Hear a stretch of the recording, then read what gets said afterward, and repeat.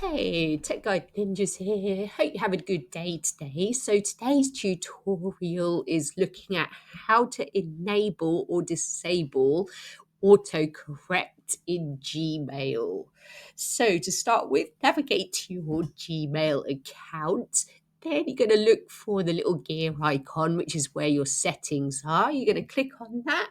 And then you're going to click on See All Settings.